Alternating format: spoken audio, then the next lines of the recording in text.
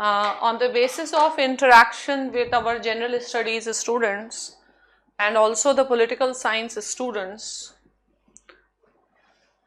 I am trying to tell you about the important topics in the newspaper from the two point of view, from the perspective of general studies and also from the perspective of political science students. I am referring the two newspapers, Hindu and Indian Express, and I will try to help you in understanding how to make notes and how to cover the newspaper. And I did once, like 2-3 days back, I did this exercise, but then I discontinued it because I thought I will start from the day political science class will start. So I am not sure that for how long I will be able to continue this exercise. I expect that in the meantime you will be understanding the approach and you will be on your own to make notes. Till then, I will try my best to help you in this context, considering the anxiety level, because in all the chats the prime concern was how to address the newspaper issue. So now we are going to discuss, and as far as GS students are concerned, we have compiled the weekly notes, and I suppose you have got it, those weekly notes. Now let us discuss the important things of today's newspaper, means the newspaper of 20th July. Now what I found is the most relevant article for political science students was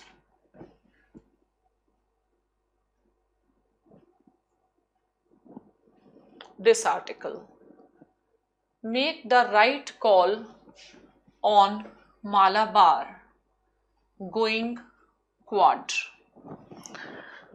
So suppose Abhijit Singh, now as a thinker you need not to quote him, he is not that well known among the political science scholars, so there is no need, but it is important to understand the crux of this article.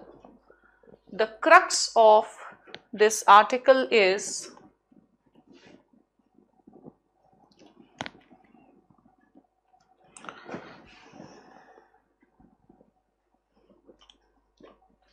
basically India should have more strategic thinking with respect to Quad. Fine. So as you all know that the center of gravity of international politics, as you know, the center of gravity of international politics has shifted towards Indo-Pacific.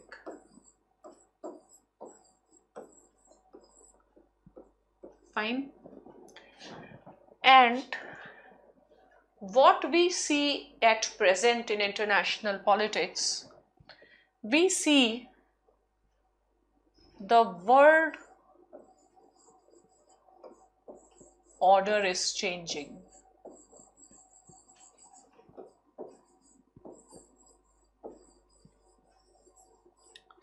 So when the world order is changing, means how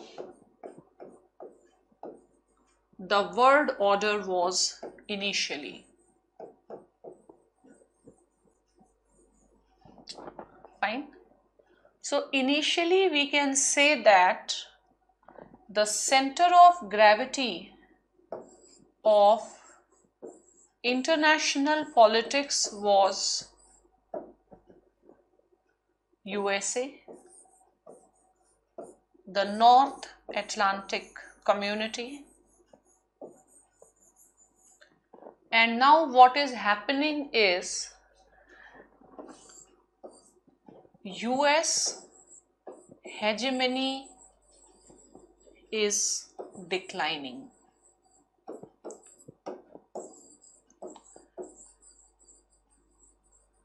It's not that US's powers have gone down, but what has happened is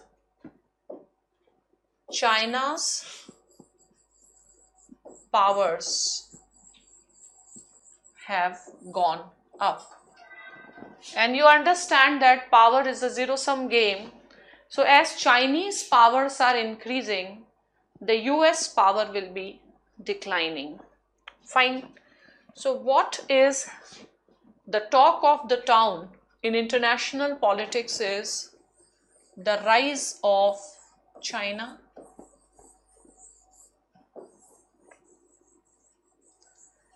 and what China is doing. China is challenging US hegemony, and the gap between the powers of these two countries is declining so fast that there is a wide understanding, consensus among the American scholars that that US will not be able to balance China alone, and hence US should form the coalition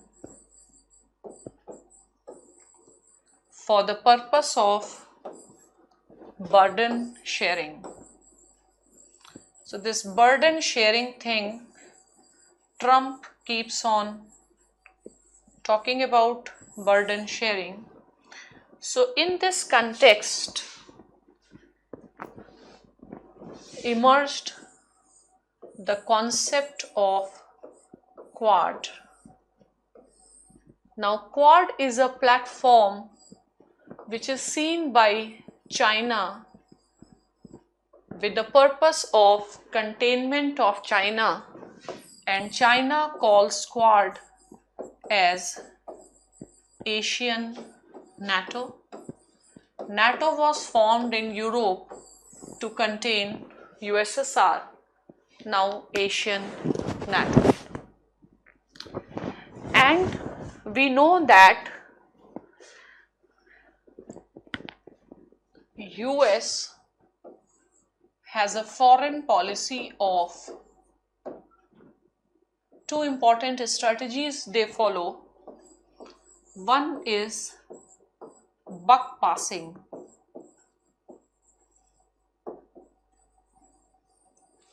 and the second strategy US follow is bait and bleed. These have been the two strategies of USA to maintain their hegemony. Bait and bleed means two regional powers, let us say in Middle East, once Iran and Iraq, you give bait is like chara to one, and let both of them bleed so that both of them become weak and they don't challenge US hegemony. Buck passing is shifting the burden.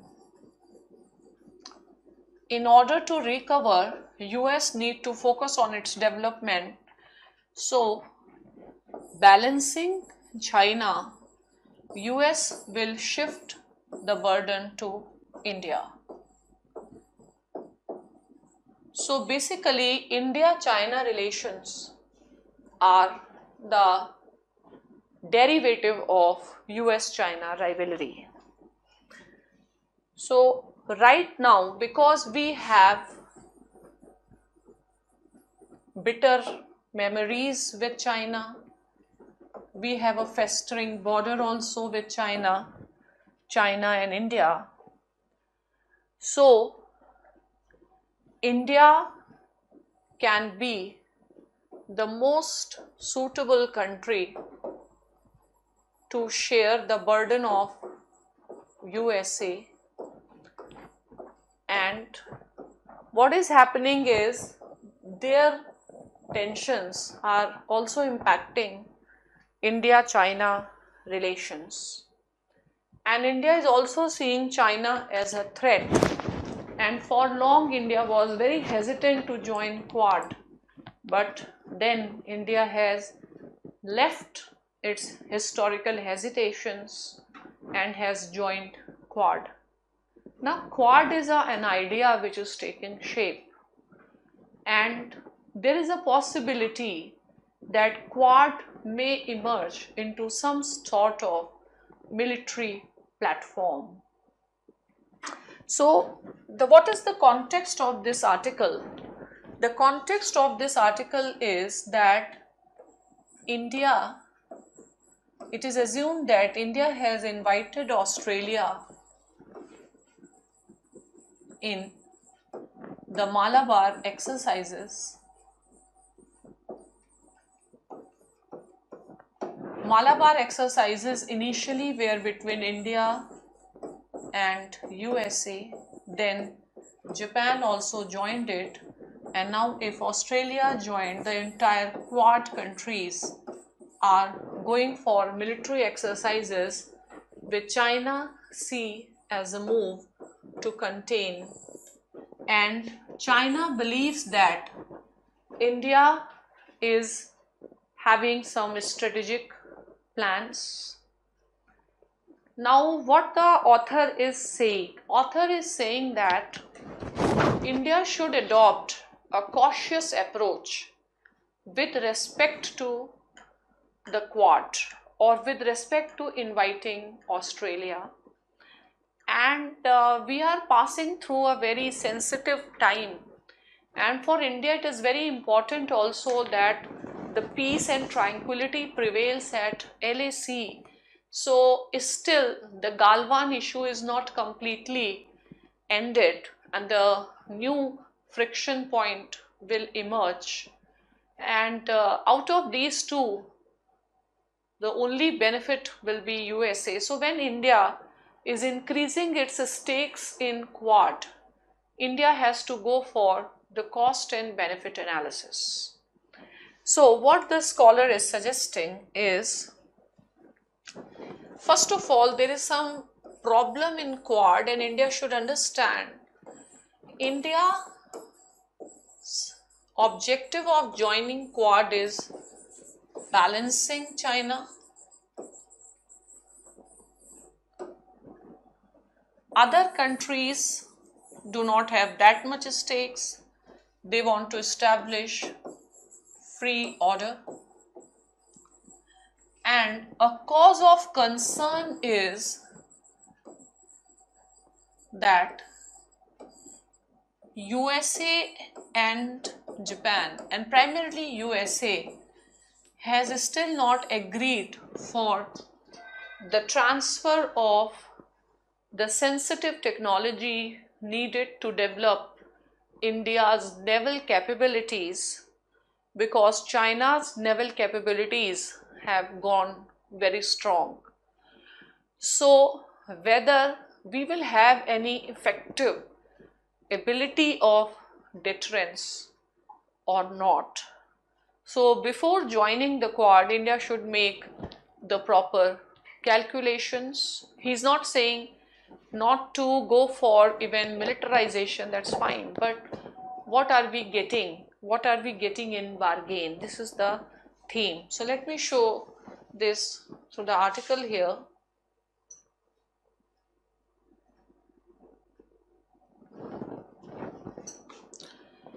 So the context of the article is New Delhi inviting Australia to join the Malabar naval exercises.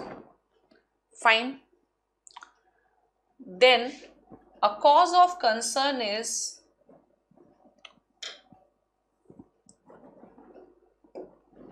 New Delhi inviting Australia to join the Malabar exercises.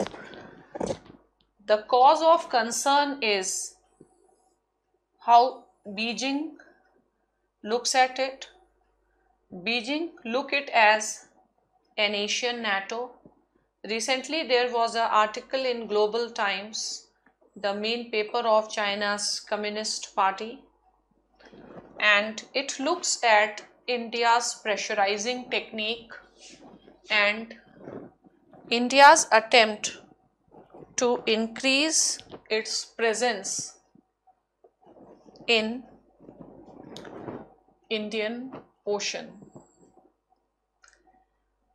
So what the author thinks that it may have some harsh consequences. Indian scholars, they welcome the move, but it may open up a new front in India-China conflict. Fine. And the author believes that giving a military look, India will only have some modest gains.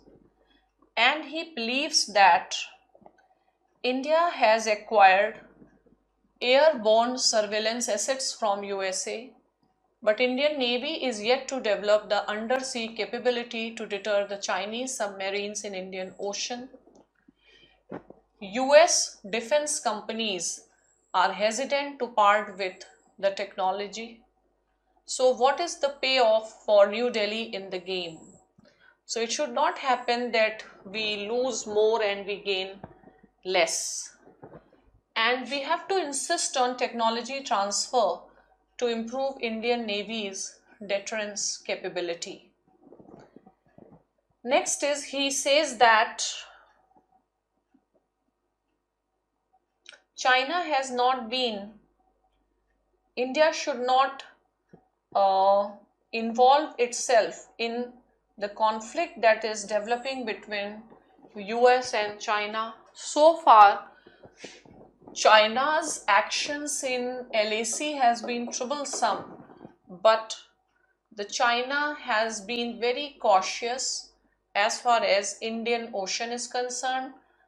Chinese Navy is yet to physically threaten the Indian interests and the sea. And Chinese Navy has avoided entanglements with Indian naval ships. So we should not allow this to become a major friction point.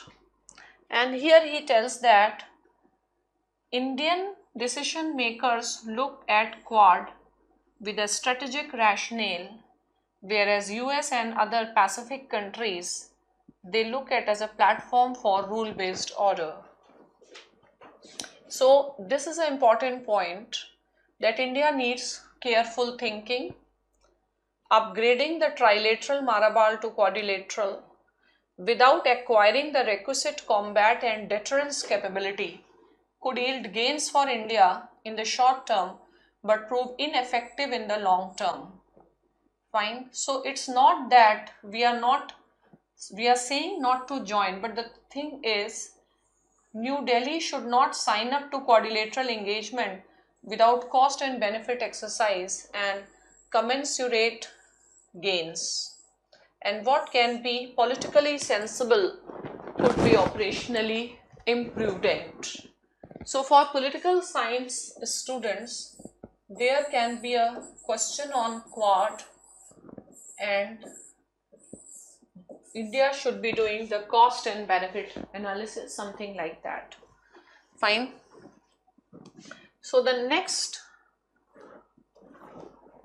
topic is all related to this encounters and all, extrajudicial killings.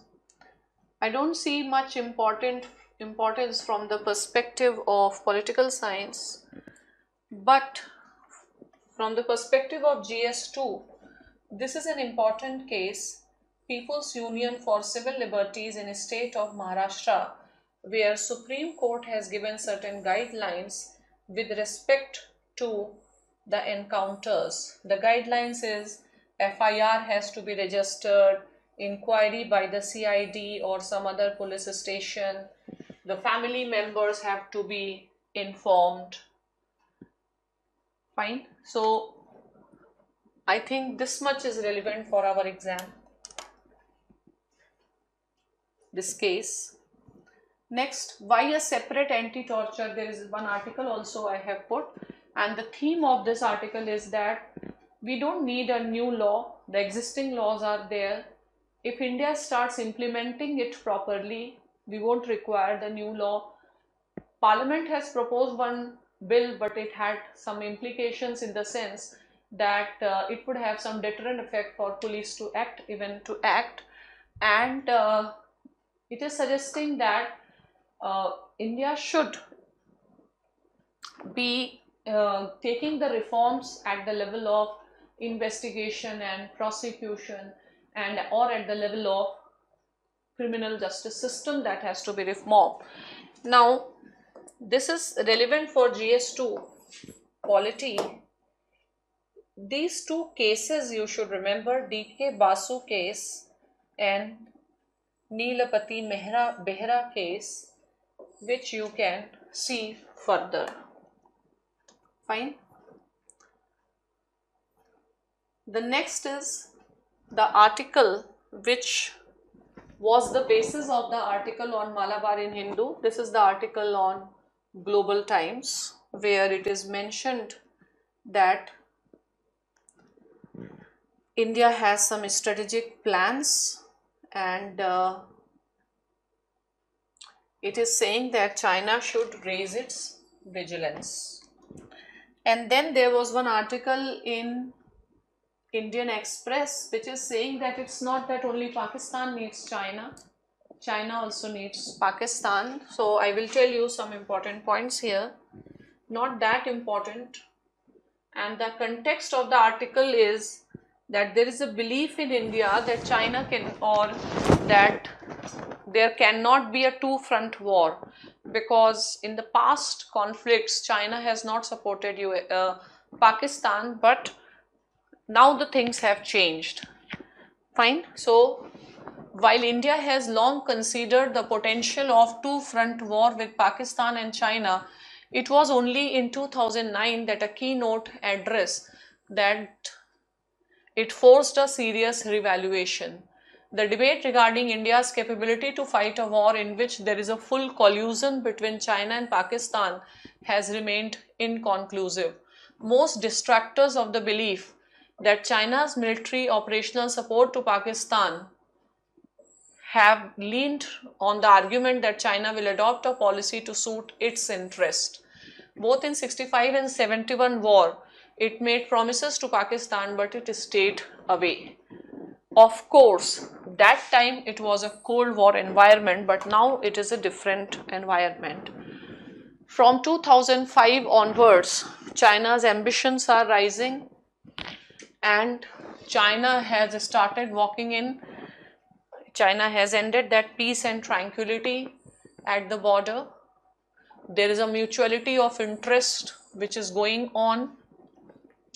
There is enhanced assertiveness in Eastern Ladakh, announcement of Belt and Road Initiative, out of which CPEC is the most strategic.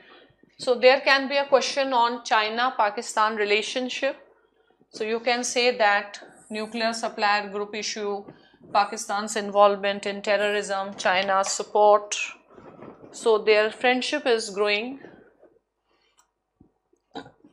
So CPEC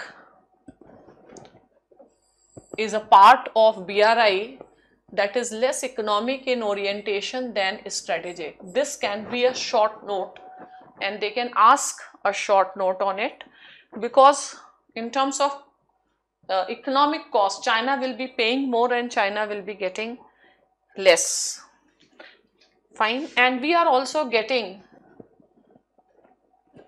the impression about China's expansionist intention.